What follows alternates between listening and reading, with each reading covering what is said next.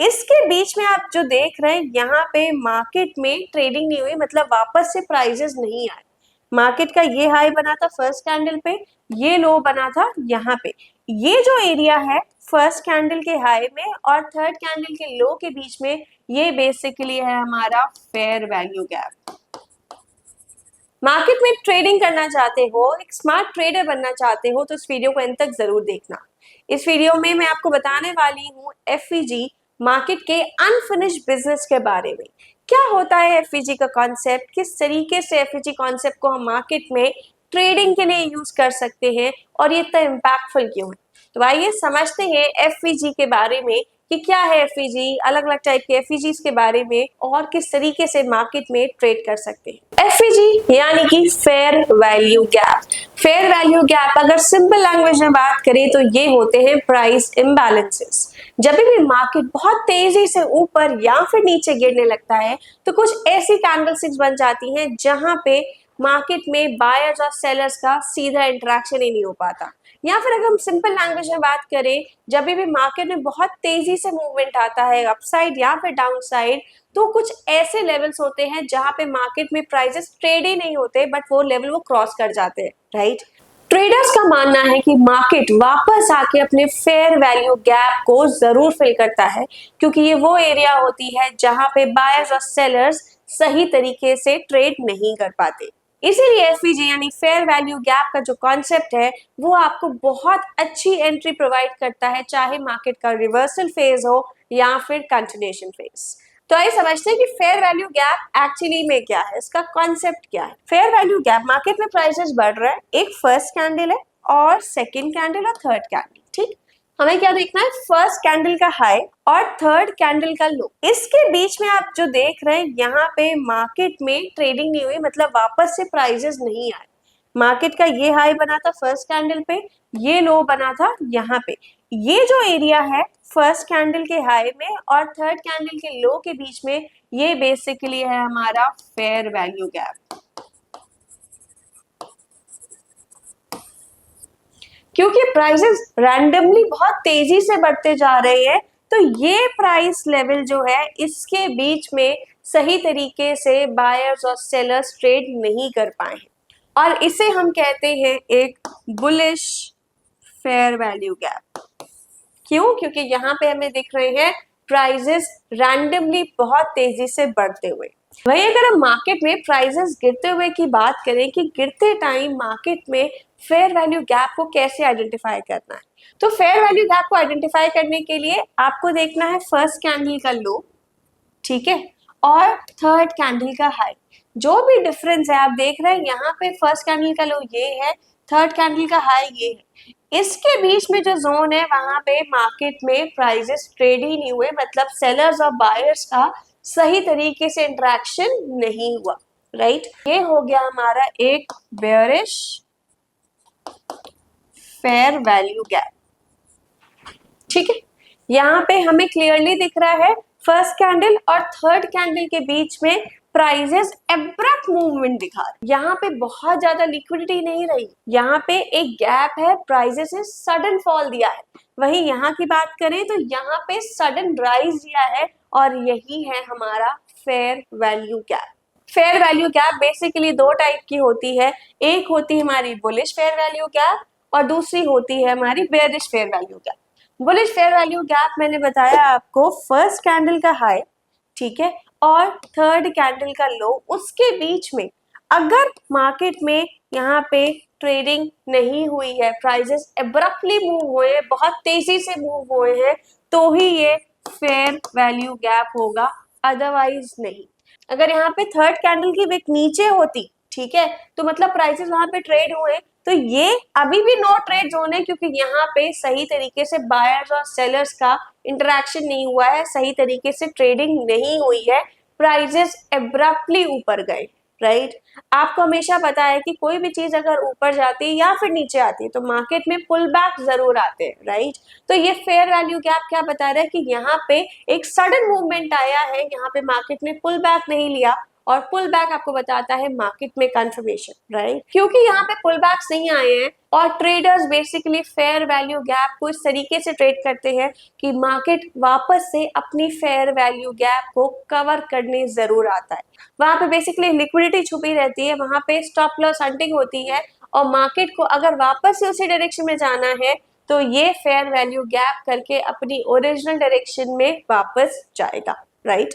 वहीं हम bearish fair value gap की बात करें तो फर्स्ट कैंडल का लो और थर्ड कैंडल का हाई, यहाँ पे हम देख रहे हैं मार्केट एब्रप्टली मूवमेंट दिखा रहा है, यहाँ पे कोई पुल बैक नहीं आया है और इसीलिए चांसेस है कि वापस से अगर मार्केट अपनी फेयर वैल्यू गैप के पास आता है तो आपको एक ट्रेडिंग अपॉर्चुनिटी देखने को मिल सकती है। तो समझते हैं क्या है वैलिड फेयर वैल्यू गैप और क्या है इनवैलिड फेयर वैल्यू गैप। अगर इस चार्ट पे देखें, ये है हमारी फर्स्ट कैंडल का हाई, ठीक है, ये है हमारी थर्ड कैंडल का लो। इन केस जब प्राइजेस एब्रप्टली बहुत तेजी से ऊपर बढ़ते जा रहे, प्राइसेस बढ़ रहे, राइट। तो यहाँ पे देखिए फर्स्ट कैंडल के हाई पे और थर्ड कैंडल के लो के बीच में एक डिफरेंस है, राइट। तो ये हो गया हमारा valid bullish fair value gap, right. वहीं अगर हम एक इनवैलिड फेयर वैल्यू गैप की बात करें तो देखें फर्स्ट कैंडल का हाई ये है, ठीक है, और थर्ड कैंडल का लो ये है, यहाँ पे कोई गैप नहीं है। ये जो हाई है फर्स्ट कैंडल का, थर्ड कैंडल का जो लो है, वो ऑलरेडी उस एरिया पे मार्केट में बायर्स का और सेलर्स का इंटरेक्शन हो चुका है, मतलब प्राइजेस ने इसी प्राइस पे आके ट्रेड किया है, ठीक। अभी आप ऐसे समझो मार्केट में प्राइसेस यहाँ से बढ़ना स्टार्ट हुए, बढ़ते बढ़ते यहाँ पे आए, क्लोजिंग इसने यहाँ पे दी, अगली कैंडल ओपन हुई इसी प्राइस पे जहां पे वहां पे इसने क्लोज दिया था। क्लोज देने के बाद मार्केट ने एक एब्रप्ट मूवमेंट दिया, ठीक। अगर नेक्स्ट कैंडल यहाँ पे फॉर्म जो हुई है, राइट, ओपनिंग जो यहाँ पे हुआ है वो वहीं से बढ़ती जाती और नीचे ट्रेड ना करती तो यहाँ पे एक वैलिड फेयर वैल्यू गैप होता। बट यहाँ पे क्योंकि मार्केट ने वो जो गैप क्रिएट था ना वहां पे वापस से ट्रेड किया है, जो लोअर वे को बता रहे हैं कि मार्केट ने नीचे ट्रेड किया है, वो जो एक बुलिशनेस थी ना उसको यहाँ पे कट शॉर्ट किया है।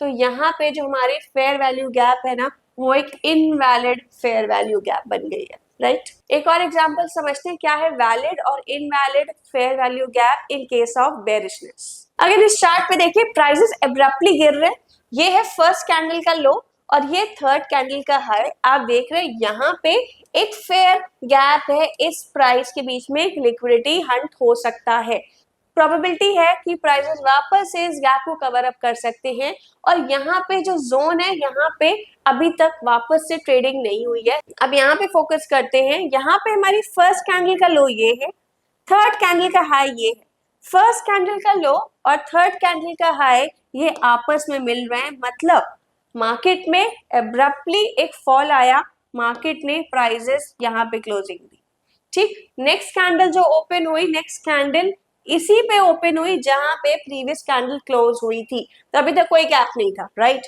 मार्केट में एब्रप्ट मूवमेंट आया, मार्केट में सेलिंग हुई और नेक्स्ट कैंडल जो ओपन हुई ना वो उसी कैंडल पे ओपन हुई है जहां पे प्रीवियस कैंडल क्लोज हुई थी।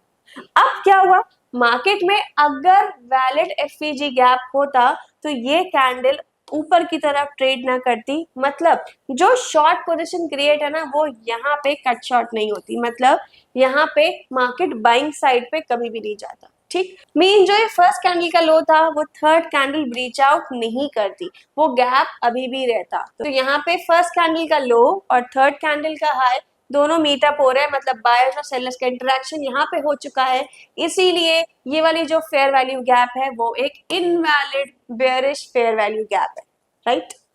अब एक एग्जांपल जो समझ लेते हैं कि कैसे फेयर वैल्यू गैप पे ट्रेड कर सकते हैं। यहाँ पे मैं एक एग्जांपल से बताने वाली हूँ कि कैसे बुलिश फेयर वैल्यू गैप पे आप ट्रेड कर सकते हो। सबसे पहले चीज है इसको आइडेंटिफाई कैसे करना है। आइडेंटिफाई करने के लिए मैं आपको बता दूं, आप यूज कर सकते हैं ट्रेडिंग व्यू का एक इंडिकेटर। इसको इजीली आइडेंटिफाई करने के लिए मैं आपको बता दूं, आप यूज कर सकते हैं ट्रेडिंग व्यू का एक इंडिकेटर।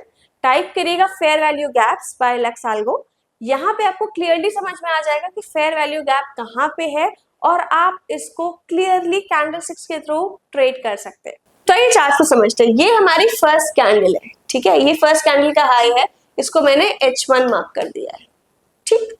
ये हमारी सेकंड कैंडल है, एब्रप्ट मूवमेंट आया, और ये हमारी थर्ड कैंडल है जिसका हाई यहाँ पे है और इसका लो यहाँ पे है, मतलब मैंने ये L2 लिख दिया और ये H1 है। ठीक, अब इसको ध्यान से देखिएगा, H1 और L2 के बीच में एक गैप है और इसको हम बोलेंगे बुलिश फेयर वैल्यू गैप। ठीक, क्योंकि यहाँ पे इसके हाई के ऊपर, फर्स्ट कैंडल के हाई के ऊपर और थर्ड कैंडल के लो के नीचे, वहां पे बायर्स और सेलर्स का इंटरेक्शन नहीं हुआ है, वहां पे एक रिवर्स ट्रेड नहीं हुआ है, इस गैप में ट्रेडिंग नहीं हुई है, सिर्फ और सिर्फ प्राइजेस ने एब्रप्ट बाइंग दिखाई है।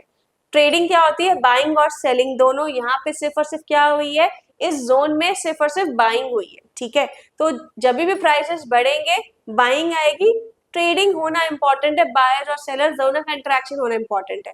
मार्केट में प्राइसेस गिर रहे हैं, एक रिट्रेसमेंट होना चाहिए, मतलब वापस से थोड़ी सी बाइंग आनी चाहिए। अगर वो तीन कैंडल स्टिक्स के बीच में नहीं होती, फर्स्ट और थर्ड कैंडल स्टिक के बीच में, फर्स्ट और थर्ड कैंडल स्टिक के बीच में वो गैप आ जाता है तो वो एक बेयरिश एफईजी है। ठीक है, अगर वही प्राइसेस के बढ़ते बढ़ते वो गैप आपको देखने को मिलता है, वो एक बुलिश एफईजी है। ठीक, अब ये जो जोन हो गया वो बेसिकली आपका फेयर वैल्यू गैप जोन हो गया। ट्रेडर्स का मानना है कि मार्केट वापस से इस जोन को, इस फेयर वैल्यू गैप को फिल जरूर करता है, और जैसे ये गैप को फिल करेगा आपको ढूंढनी है ट्रेडिंग अपॉर्चुनिटी, और ये ट्रेडिंग अपॉर्चुनिटी आपको मिल सकती है कैंडल स्टिक्स की सही नॉलेज के साथ। मार्केट ने इस पॉइंट पे, ठीक है, फेयर वैल्यू गैप को हंट किया है, यहाँ पे स्टॉप लॉस हंट हुआ है, यहाँ पे लिक्विडिटी आई है और वापस से एक बाइंग अपॉर्चुनिटी देखने को मिली। ठीक है, तो फेयर वैल्यू गैप इस जोन में थी, वापस से जब इस जोन पे ट्रेड करेगा, मैं ये नहीं कह रही, यहाँ पे अगर आपने सिंपल सीधा सपोर्ट और रेजिस्टेंस समझा होता तो शायद आप यहाँ से भी एंट्री अपनी प्लान कर रहे होते, राइट, यहाँ से भी एंट्री प्लान कर रहे होते, राइट। तो यहाँ पे फेयर वैल्यू गैप को कंसेप्ट आपको मार्केट में सही एंट्री क्लैरिटी के साथ देता है, और यहाँ पे जैसे देखा कि इसी जोन पे वापस से आया है, लिक्विडिटी हंट हुई, कैंडल स्टिक्स का सिग्नल मिला और आपने एक फ्रेश एंट्री ले ली। स्टॉप लॉस कहाँ रखना है, स्टॉप लॉस इसके नीचे। ठीक है, फेयर वैल्यू गैप के नीचे आप अपना स्टॉप लॉस रखेंगे और बहुत ही अच्छी रैली आपको कैप्चर करने को मिल सकती है। तो यहाँ पे हमारा एंट्री पॉइंट हो सकता है, स्टॉप लॉस यहाँ पे हम रखेंगे और देख रहे हैं कि मार्केट ने कितना अच्छा मूवमेंट दिया है। ठीक है, तो ये फेयर वैल्यू गैप आपको बहुत हेल्प करने वाला है ट्रेडिंग में। अगर आप ऐसे और कॉन्सेप्ट सीखना चाहते हैं, मार्केट में ट्रेडिंग करना चाहते हैं, तो आप ज्वाइन कर सकते हैं मेरा course basics of stock market to advance technical analysis.